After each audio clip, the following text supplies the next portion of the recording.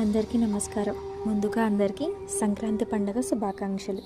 భోగి, సంక్రాంతి, కనుమ అనగానే ముఖ్యంగా మన అందరికి గుర్తొచ్చేది మన గ్రామాలు.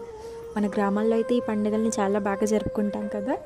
ఈ 3 పండుగల్ని ఎప్పుడు, ఎందుకు, ఎలా జరుపుకుంటామో ఒకసారి తెలుసుకుందాం పదండి. ముఖ్యంగా సంక్రాంతికి నెల రోజుల ముందు నుంచే గొబ్బెమ్మలు పెట్టడం అని, ముగ్గులతో అలంకరించడం అనేది చాలా హడావిడి చేస్తూనే ఉంటాం. ఇంకా గ్రామాల్లో అయితే జానపద కళలన్నీ బయటకు వస్తూనే ఉంటాయి. ముఖ్యంగా వీటిలో చెప్పుకోదగ్గది గంగిరెద్దు ఆట.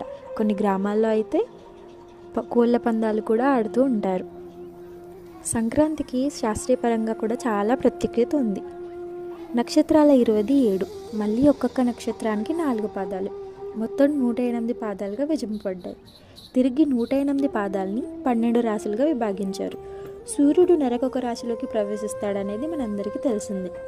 సూర్యుడు ఏ రాశిలో ప్రవేశిస్తే ఆ రాశిని ఆ సంక్రాంతిగా మనం పిలుచుకుంటాం. సూర్యుడు మకర రాశిలోకి ప్రవేశించినప్పుడు ఆ రాశిని మకర సంక్రాంతి అని అంటారని అందరికీ తెలిసిందే.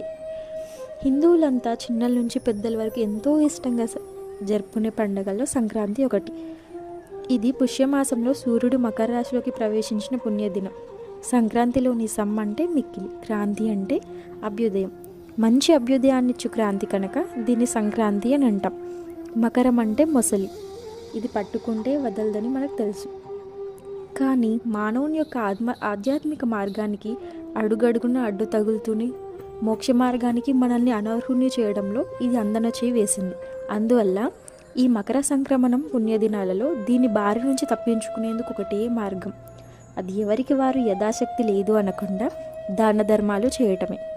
అలా కేవలం ఎప్పుడో కాకుండా నిత్య జీవనంలో కూడా దాని బారిన పడకుండా చూసుకుంటూ ఉండాలి కదా. ఇక ఈ పండుగలోని విశిష్టత ఏమిటో తెలుసుకుందాం.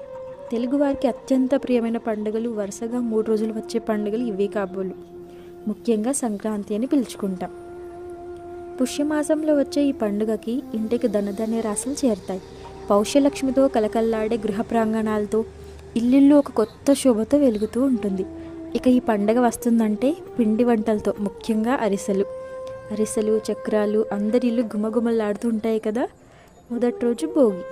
మూలమూలల చెత్త, పనికిరాని కర్రదుంగలు ఒక చోట చేర్చి భోగి మంటలు వేసి ఎముకలు కొరికి ఈ చలిని తరిమి కొట్టేస్తాం. ఇళ్లలో బొమ్మల కొలువులు, చిన్నపిల్లలకి భోగి పళ్ళు, దిష్టి తీయడం వంటి ఆచారాలు సంబరాన్ని తెచ్చిపెడతాయి మనకి. పంట చేతికొచ్చిన ఆనందంలో ఇళ్లకు అల్లుళ్ళని, కూతుళ్ళని ఆహ్వానిస్తారు.